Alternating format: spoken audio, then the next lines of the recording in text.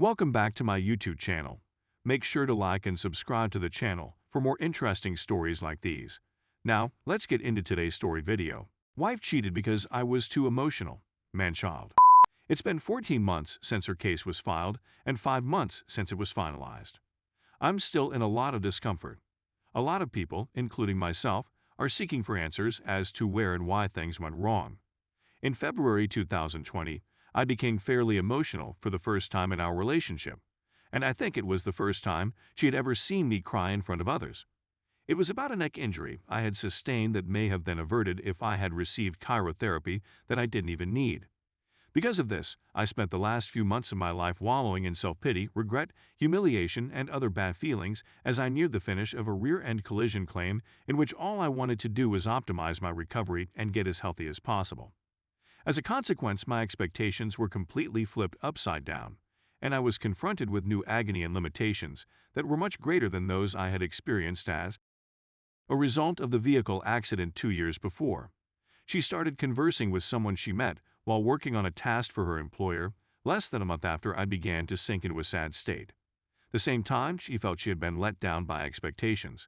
We were forced to relocate from our home for a full 7 months to allow for a total makeover according to her specifications, and COVID was on top of the situation. I went to work every day, but she didn't since her firm was in the food industry. I can't help but believe that it was my mental state that depleted any remaining desire for me at the time. As a consequence, my trauma has now been worsened, and I have decided to divorce my husband. I flip and flap, unsure whether I should be relieved that I uncovered her true character or disappointed that she would not stay by my side through my first ever life crisis. Do you think I should take this as a lesson and promise myself that I would never get that emotional in front of my partner again? As a woman who is fully aware of the fact that women, reflexively or not, dry up when they witness a man weep, it is impossible for me to think that this was not the underlying cause for our ultimate separation. She informed me that we needed counseling about a week before she started speaking with this individual, and I expressed my willingness to participate, but she thought I was not in the proper mental state to deal with the challenges in our marriage. Personally, I was seeking assistance via personal counseling, self-help, and medicine, all of which were not harmful, but I was having difficulties snapping out of it. The fact that she had been conversing with 3 men and calling me a manchild, among other things, didn't dawn on me until we returned to our home in June. She filed for divorce 3 months after we started counseling, which lasted 3 months in total before we ended it. After digging through her things, I came across a message in which she claimed to have a hidden folder and that if I saw what was within, we'd be signing papers. At the moment, the feeling of betrayal in my mind was too overwhelming to overcome. All in all, it was a depressing experience. We had a beautiful relationship for 11 years, and we were married for 6 years throughout that time. I loved her and cherish her much more now that she is gone. Attempting to view this as a blessing in disguise, I often assume that if I hadn't been harmed, it would not have resulted in my depression and her eventual infidelity. But that is not how things turned out in the end. A decade ago, we were just 3 months into our relationship when she physically cheated on me. I never imagined it would happen again. I'm now apprehensive of expressing myself emotionally in any future relationships. In many ways, I'm a shadow of the person I used to be. My life has altered considerably since I last wrote about it 2 years ago. Suicidal thoughts are rampant, and there is nothing left to live for. We didn't desire children and had a diverse variety of hobbies, so we didn't have any. Because they were all I had, I decided to keep the house and the 2 dogs. And my parents, even though I feel each of them has only 1 or 2 years left to live at this point. I'm now in therapy and have been on Zoloft for the last 3 weeks. I'm still having trouble getting rid of my ruminative thoughts and negative perspective. Story 2. Married for 19 years before my wife cheated on me. This is my first visit to Reddit.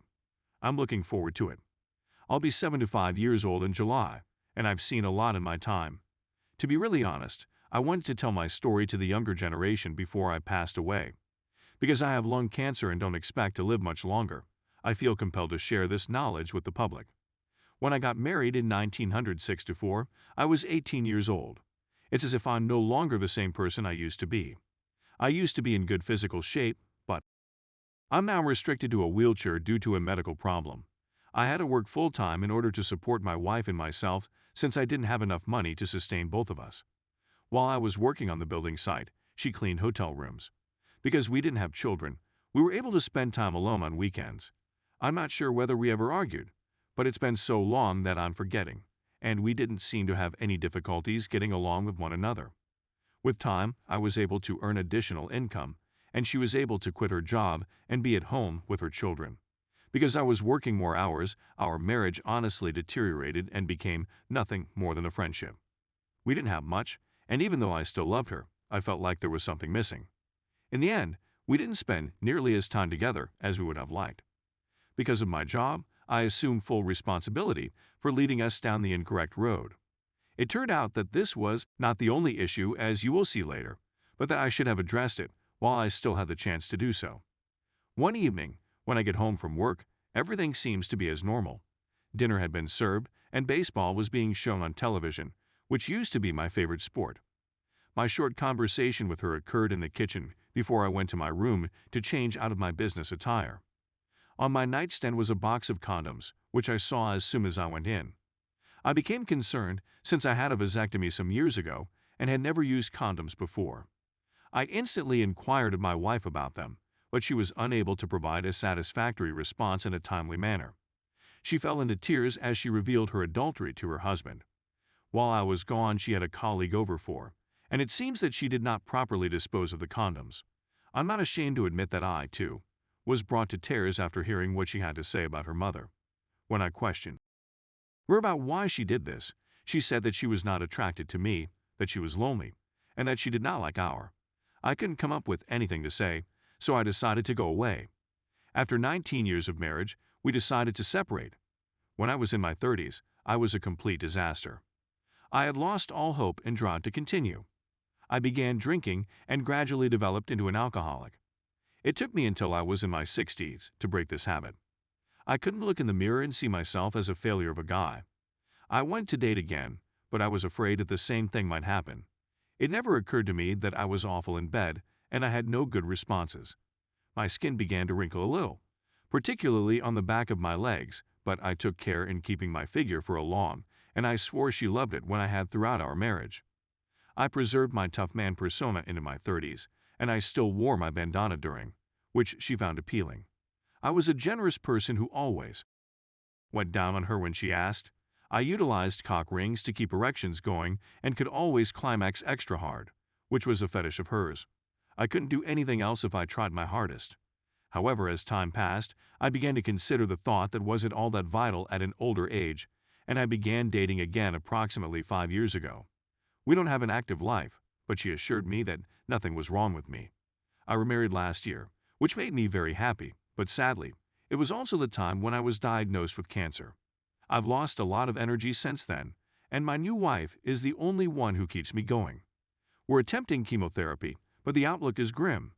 In my final days, I'd want to contribute some of the information I've gained over the years in order to make the world a better place. My mental faculties are also deteriorating, therefore I need to act quickly. I hope everyone who reads this can take something from me to make their lives better.